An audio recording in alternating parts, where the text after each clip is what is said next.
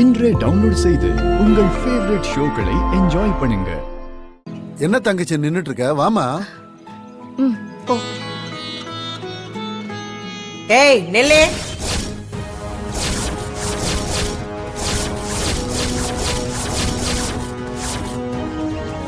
என் வீட்டு வாசப்படியில ஒரு அடி எடுத்து வைக்க கூடாது.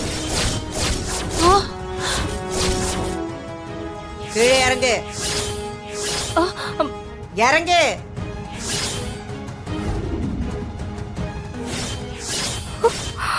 என்னப்பா? அப்பா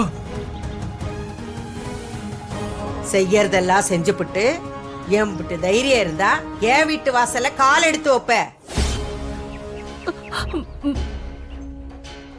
அம்மா, அதான் மருமகளை வீட்டுக்குள்ள வந்துட்டால. நான் எப்படி அவளை வீட்டுக்குள்ள விட்டுருக்கவே கூடாது. ஆனா என்னத்த சொல்றது, அவ கழுத்துல தாலி ஏறிடுச்சே. அவ உள்ள வரலாம், ஆனா இவங்க ரெண்டு பேரும் என் வீட்டுக்குள்ள வரவே கூடாது. அம்மா, மீனாட்சி சின்ன பொண்ணுமா, அவ சார்பா நான் மன்னிப்பு கேக்குறேம்மா. நீ அம்மா மன்னிப்பு கேக்குற? உன் குடும்பத்துல நான் பொண்ணு எடுத்தேன் பாரு, அது பாவத்துக்கு நான் தான் கோயில் கோயிலா போய் மன்னிப்பு கேட்கணும். என் முகத்துக்கு முன்னாடி நின்னு என்கிட்ட பேசவே எல்லாரும் பயப்படுவாங்க. இவ என்ன கை நீட்டு கேள்வி கேக்குற? இவளை நான் என் வீட்டுக்குள்ள விடணுமா? ஏய், இப்படியே உன் ஆத்தாள கூட்டிட்டு வெளியில போயிடு. போ. அம்மா, அப்பதா.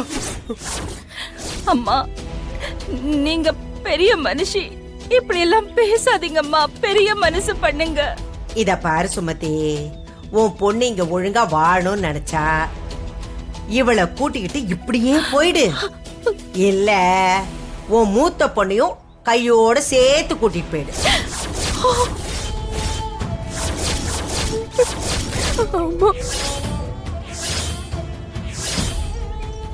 என்ன வந்த அன்னைக்கு அக்காவை விரட்டி விடலான்னு பாக்குறீங்களா? அப்படி ஏதாவது செஞ்சீங்க? என்ன செய்வ? என்னடி செய்வ? வெளிய என்ன நீ செய்ய போற? ஏய், உன் தங்கச்சிக்காரி உன்னையும் சேர்த்துதான் கூட்டிட்டு போவேன்னு சொல்றா. நீயும் போயிடுமா? போ. அப்பதா. நீயும் போ. வா, நீயும் கூட போ.